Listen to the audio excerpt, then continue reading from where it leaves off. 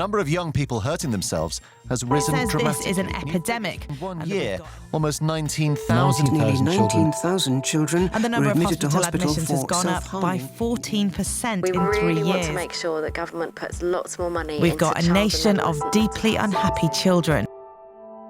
We live in a country where if you suffer from mental health problems, there's not enough help to hand. I'm 22 years old and just like you. I go to university, I go to work. I have an active social life, a loving relationship, and love spending time with family. But there is something a lot of people don't know about me.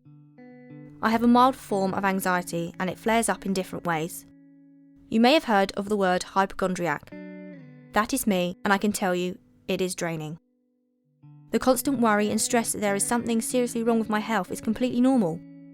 But apparently it's not. And most of you don't even think twice about little aches and pains in your body. But some of you know what I'm talking about. Not everybody thinks like we do.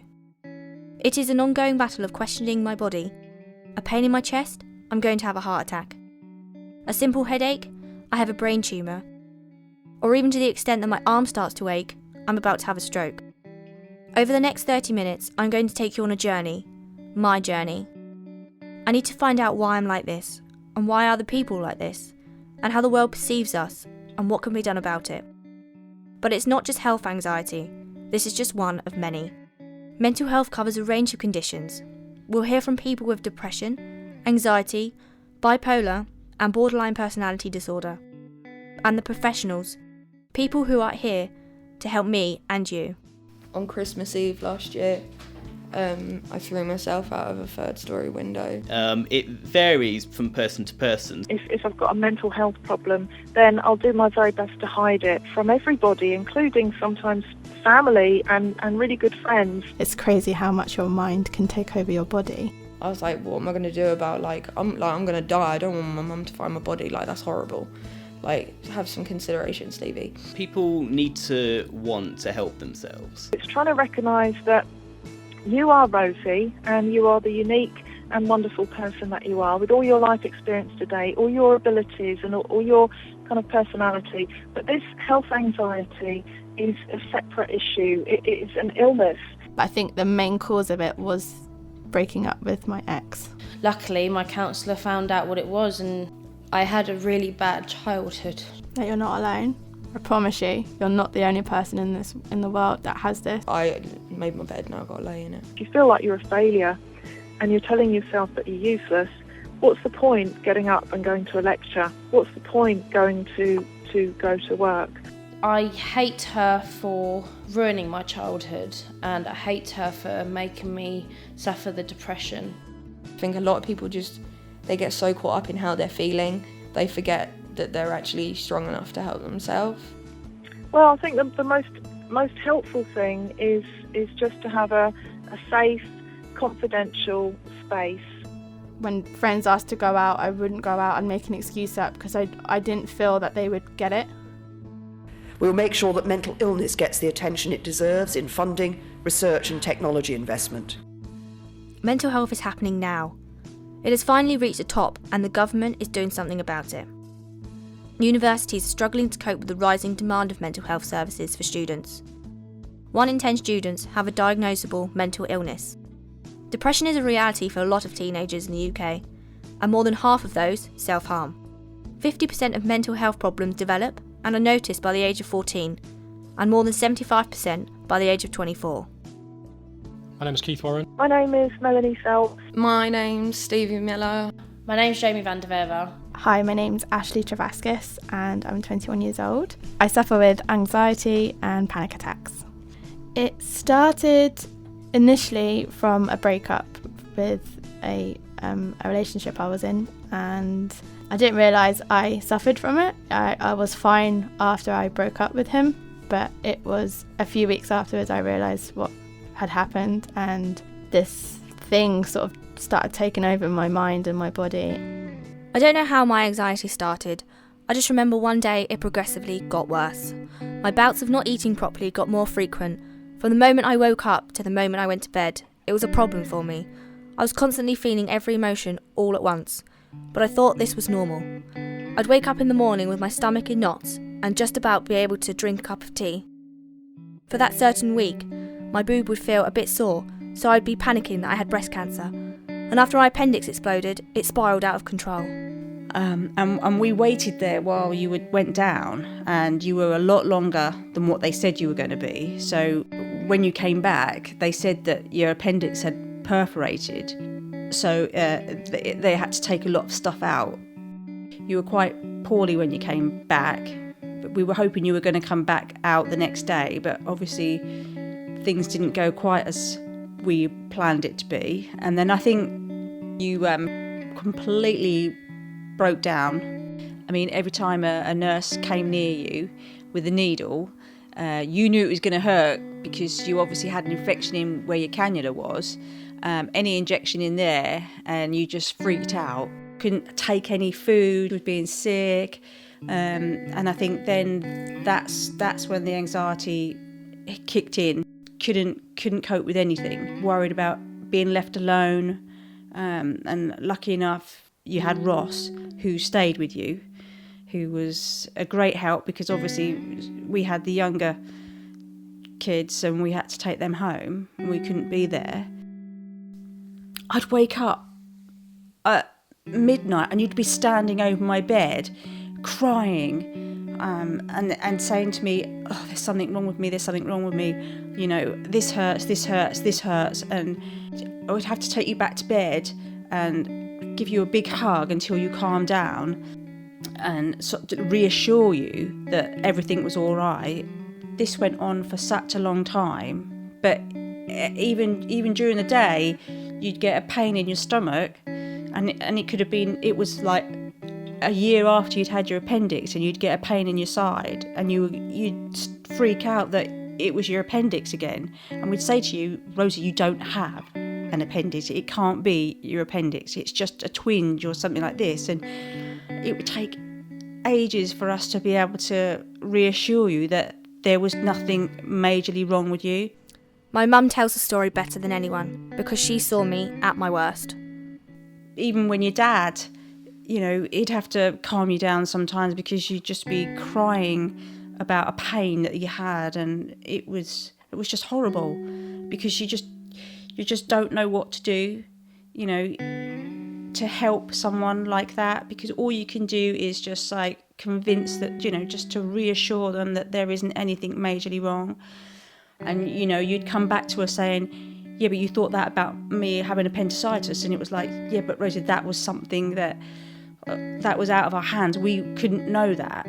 But it took a long time to get over those really bad anxiety attacks that you had. If you're listening to this and you understand what I went through, then you probably have your own reasons. It was like I couldn't breathe through my nose, and it was a constant like in like I was out of breath, like I'd just run a marathon. I couldn't understand why my body was taking over like that. I remember one time my mum asked me to do the dishes. No, put the dishes away. I was like, I'll do it in a minute. She was like, I asked you to do it now, Stevie, can you do it now? And I was like, I'll do it in a minute. And that went on, and I said I'll do it in a minute like 3 times. And then I got up and I was like, fine. And I stormed downstairs and smashed every dish we had, like everything, vases, plates, bowls, you name it, it was all smashed. And then I turned around to my mum, looked her in the eye and went, is that clean enough for you? Because I felt fine when I woke up. It wasn't until I got into work the next day and I was like, oh my God, I can't actually breathe. And I felt constantly tight in my chest. Like I was having a heart attack. I thought I was going to die. And I just started having a panic attack. But then at that time I didn't know what it was. I just remember my fingers just curling up and my toes and my mouth in a round circle.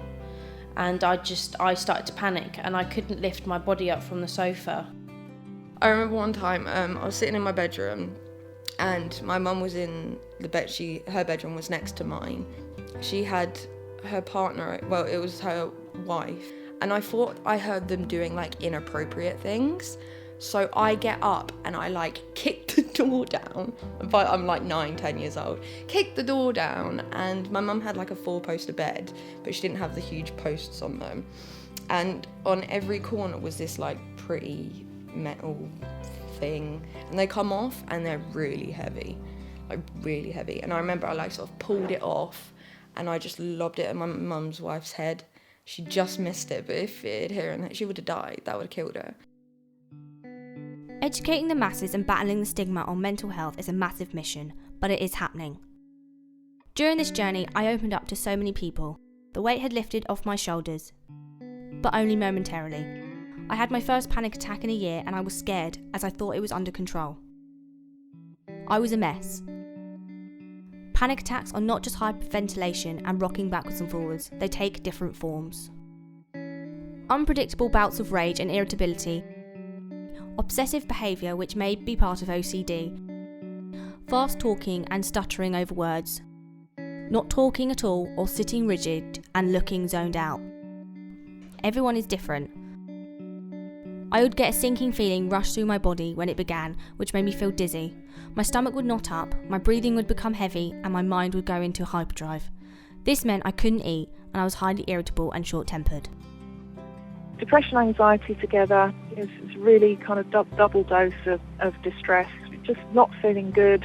Friends might notice, well, it's really odd, I've invited such a body out and they normally love that and they didn't want to come, and actually they didn't want to come last time and they just seemed to be moping about. I remember I started getting really sad. I had no reason to be sad, so I turned it into anger because I understood anger more. Like, you see it on the TV, you see it everywhere. I flopped on the floor and I tried to get the telephone. So then I just remember passing out, and I just remember waking up on the sofa with paramedics saying it's just a panic attack, but I think you need to have blood tests. It was hard because that's when I knew something's actually wrong with me. I just broke down and I said to Mum, I was like, Mum, I don't want to be like this anymore.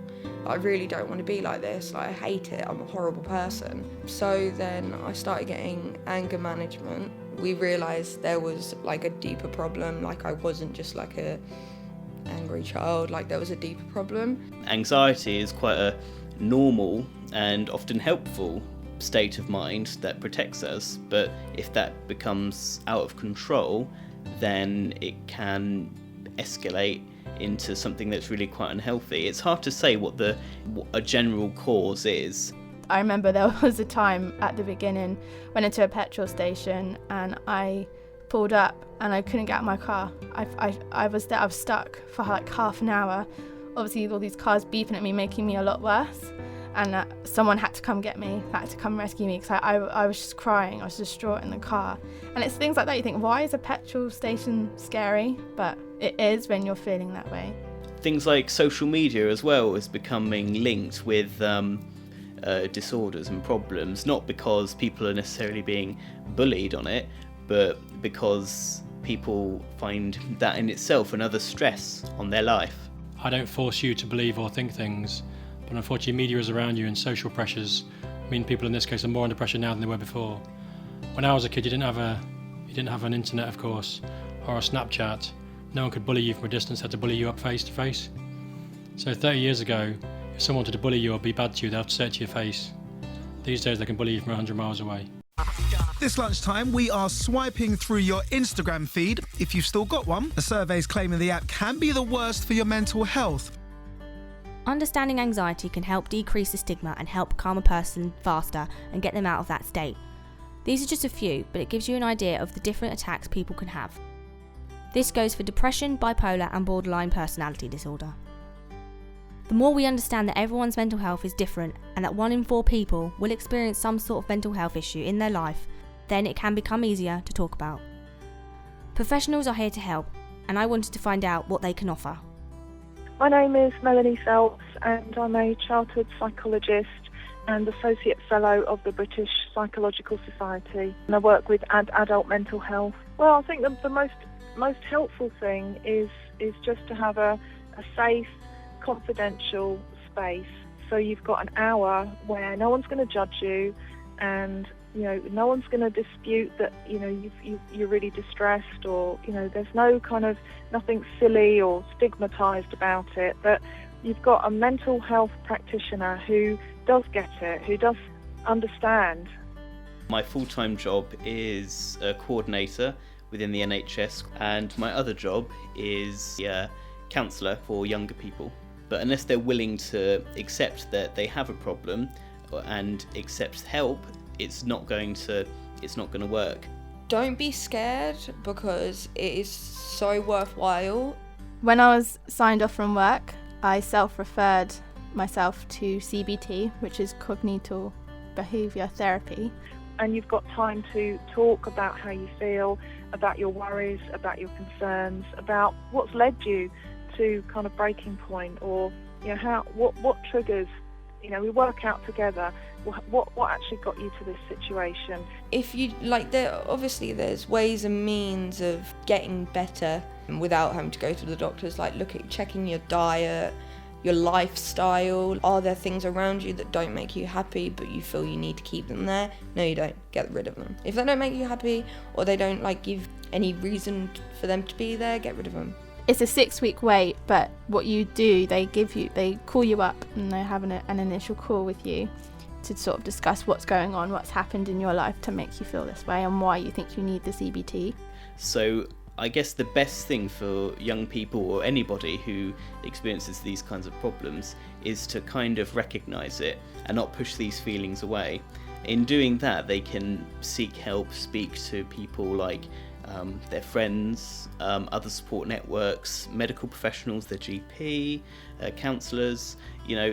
Being aware of how you feel and taking the initiative to move forward and actually try and do something about it, rather than going with the flow, which is what a lot of people do. I'll just get over it, or it's just a phase.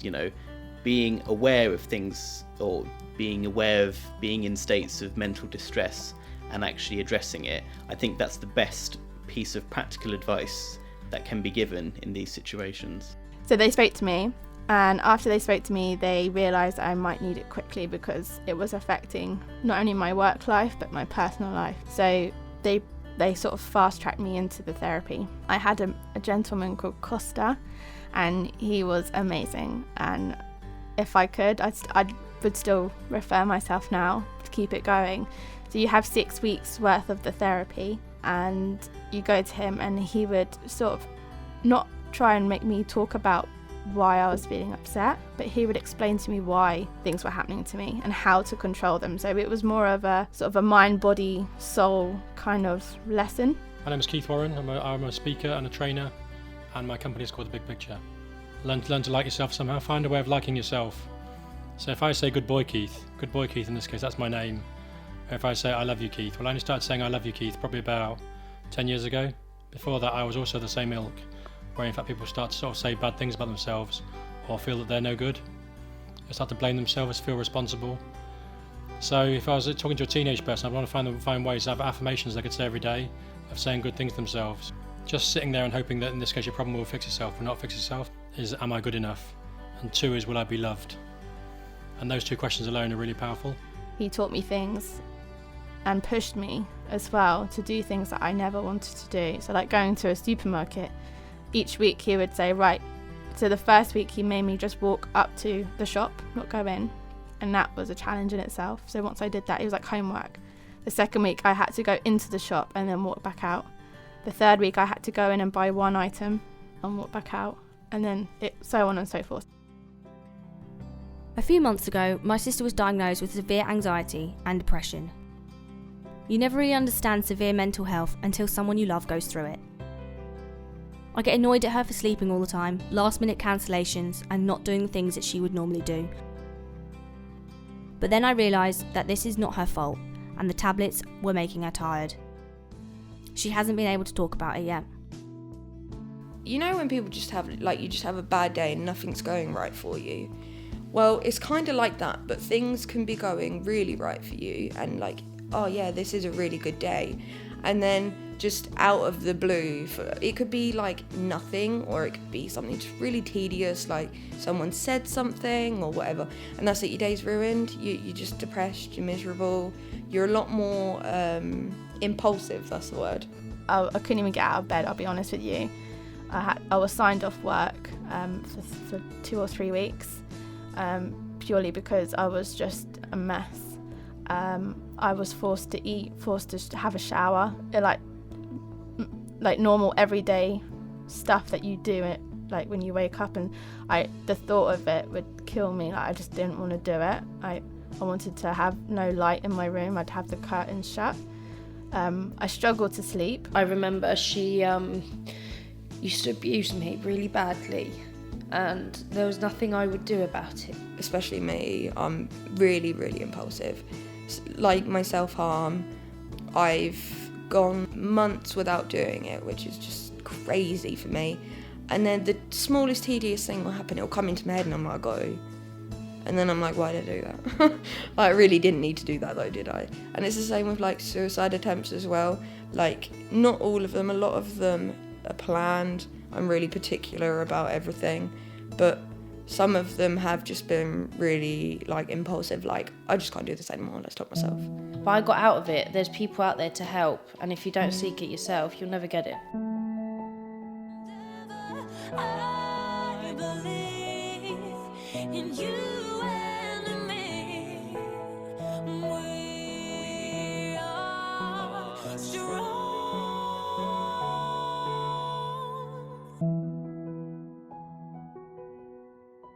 I signed up for the gym in January of this year and moved out of my family home by March to live with my partner. After talking to professionals and other sufferers, I made a conscious decision not to be on tablets because I felt that I could take control. Taking myself out of a stressful environment and making a massive change to my lifestyle changed me. It was weird. I didn't feel anything. No anxieties, nothing. Do you know what it's like waking up and not feeling anything? I focused on my job and university, and I went home to a person that helped me change my mindset, and he calmed me down. Exercise has strengthened my mind and my body. Is take some kind of action, do something different, because whatever shit you created in your life now is as a result of the thoughts you had yesterday or last week. So my advice is change your thinking, change your behaviour, change what you're doing, and you get a different result. Now I'm happy. Don't get me wrong, I still have my days. I still get very low, but I keep myself busy. I know how to deal with it. I'll go to the gym. That makes me so happy, even though the motivation's not there at first. And yeah, there are medicines that can help you, but don't rely on them because you've got natural, healthier ways to deal with it. If people have anxiety, they need to open up. I think that's the most important thing. If I hadn't have opened up, I don't know what I could have done to possibly help me, because I would not have known all these life tricks. I would not have known about them, so I would have just made myself worse. Whatever you've got in your life, whatever it is, don't give up on it. Don't think that your life is the worst, because it's not the worst. It might even be the best, but unfortunately you think it's the worst because in fact that's all you know. And your world is your world, so therefore whatever you see and whatever you feel is real to you, and is definitely the way that you see things. But it doesn't mean that's the way that you can see things forever, and often people get over things quite quickly and quite easily. They just don't realise how to.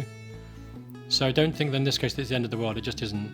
It's maybe the start of a new world and a start of a new way of being. So when you start to reinvent yourself and find a new way of being you start to see new things, start to make new behaviours, become a new person. And it's a chance for you to actually start out again and think things afresh. Ross is very good with you, a very good person with you. He, because he's so laid back, he sort of like just has a laugh with you, and you can't be angry with him. It wasn't my intention to discuss my problem, but I found it impossible not to seek their help. I told Keith Warren about my anxiety and my worries, and this was his reaction. So all of these things, stress is a future-based thing. Most people carry some sort of future-based thoughts and future-based fears. But the word fear itself, I'll spell it out to you, Rosie, F-E-A-R, false evidence appears real. And fear in this case is exactly that. People think things are real, but they're not actually real. So my job is to try and get them to think other thoughts, and think thoughts in this case that are more helpful and more productive. It's not true to say that I can actually stop them from having an illness or stop them from being sick, but in this case they've got a better chance of doing it. And people who think better thoughts and think more positive thoughts find a way to do that. And the only thing you can think of if someone told me that they had it is, don't be embarrassed, don't be afraid, you're perfectly normal. It's never gonna last, it's not gonna last forever. It will go away and you will learn, you think, oh, here we go, having another one. It's just normal, everyone has it, and I'm pretty sure It will carry. I'm pretty certain it will happen. Even when I'm an old lady, I'm pretty certain I'll have anxiety, but it'll be for different reasons to what they are now. I like meditating. It's so people think it's hard. It's really not. The way I learned was to get a piece of paper in front of you and a pen, and every time something comes into your head, random words or anything that comes into your head, quickly write it down and then go back, because that way you've had a thought, you've acknowledged that thought, and you've got rid of that thought, and then you can go back to meditate. And over time you will be able to just not think, and not thinking is the best thing in the whole entire world. But I don't think you can blame yourself, because actually what happened in your case was you had a very valid reason to be worried about your health, and there were the doctors and everyone else saying, oh, there's nothing to worry about, don't worry about it, you've probably got a bug. And actually you really didn't have a bug, and it was a really serious condition. So part of your mind is now focused on that, and is really, it's like a part of you which is the health anxiety, but actually it's just over vigilance, saying, well, last time when I was told not to worry about it and to discount it, it was a serious issue. So what other serious issues am I discounting? It's almost to separate yourself from it, otherwise it becomes an identity.